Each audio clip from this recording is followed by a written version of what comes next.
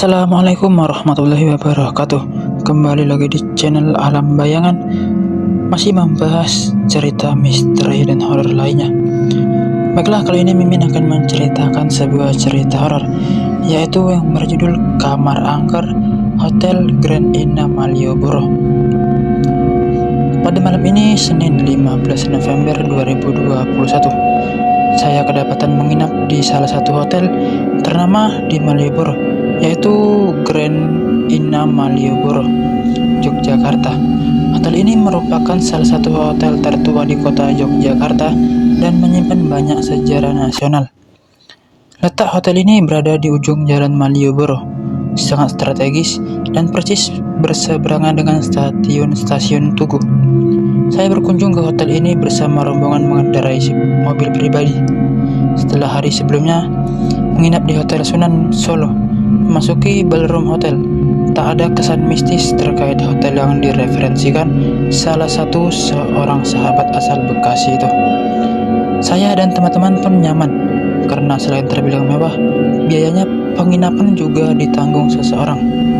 Tetapi setiap kali melewati salah satu sudut dalam ruangan hotel, serasa ada aura tertentu yang membuat bulu kuduk merinding.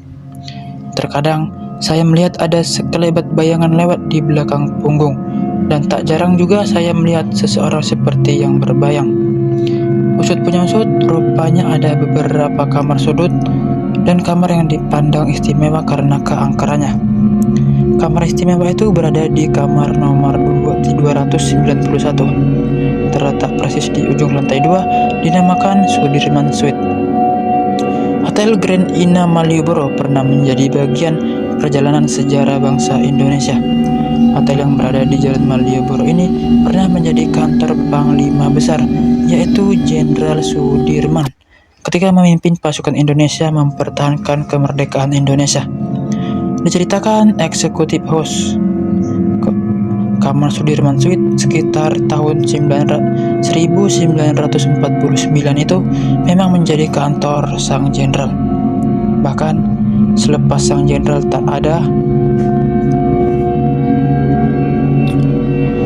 satu di antara barang peninggalan sang jenderal Sudirman adalah patung Jenderal Sudirman yang sedang duduk di sebuah kursi malas. Konon patung sang Jenderal Sudirman itu sering bergoyang sendiri. Selain patung yang bisa bergoyang, aura mistis cukup kental datang dari kelambu peninggalan sang jenderal. Saat mencoba masuk ke kamar, ada lorong sekitar 100 meter yang menambah kesan spiritual mendalam.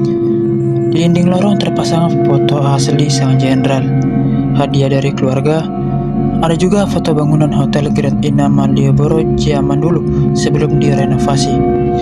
Atin mengatakan kamar berukuran 150 meter persegi itu sebenarnya telah banyak mengalami perubahan.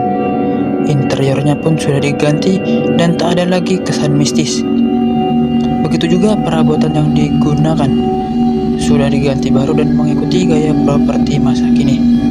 Kendati demikian, masih ada beberapa interior bangunan yang masih asli, yakni plafon dan pintu jati yang masih kokoh.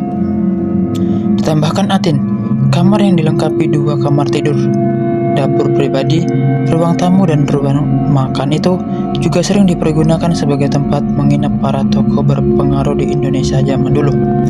Lebih terasa luas dan megah. Kamar 291 berada di ujung bangunan yang persis berbatasan dengan Jalan Malioboro. Saat tirai jendela dibuka, maka ramainya Jalan Malioboro akan bisa dilihat dengan jelas. Malioboro yang sekarang sudah berubah tampilannya menjadi lebih bersahabat dengan para wisatawan. Dengan tampilan barunya, Malioboro terkesan seperti kawasan wisata kekinian yang tak hanya berkisar pada sebuah tradisi saja, melainkan sudah berkembang memenuhi tuntutan zaman. Tanpa dirubah sedikit pun, Malioboro tetap menjadi kawasan primadona bagi seluruh wisatawan semuanya. Apalagi statusnya yang sudah menjadi ikon tempat wisata di Jogja. Ada istilah yang menyebutkan, belum ke Yogyakarta bila belum ketemu Malioboro. Istilah ini menjadi bukti betapa Malioboro mempunyai daya magis yang sangat kuat. Untuk kawasan Malioboro merupakan kawasan wisata yang dekat dengan Keraton Yogyakarta. Lantaran kedekatannya dengan Keraton Yogyakarta yang berkekuatan magis, Malioboro memiliki kaitan terhadap 3 tempat sakral, yaitu Keraton Yogyakarta, Pantai Selatan, dan juga Gunung Merapi.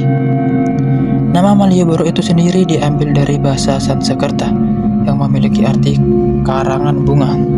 Nama ini terinspirasi dari nama seorang kolonial Inggris yang tinggal di Yogyakarta pada tahun 1811 sampai 1816 bernama Marlborough. Malioboro terkenal setelah masa pemerintahan kolonial Belanda, terutama setelah dibangunnya Benteng Vredenburg dan Stasiun Tugu Yogyakarta. Kawasan ini menjadi kawasan perdagangan antara pedagang Belanda dan pedagang Tionghoa. Kolonial Belanda menata Malioboro dengan membangun kantor pos, Dutch Club, dan juga Dutch Government, sehingga Malioboro semakin ramai dan banyak orang-orang dan menjadi sebagai kawasan perdagangan. Bagi yang ingin masuk berwisata ke Malioboro, pintu masuk berada di area parkir Abu Bakar Ali. Terdapat area parkir kendaraan bermotor sebanyak 4 tingkat. Di daerah ini tidak hanya motor saja yang parkir, melainkan juga ada bus dan mobil. Area parkir ini menjadi sebuah pembeda pertama Malioboro, di mana semua kendaraan dilarang parkir di sekitar Jalan Malioboro.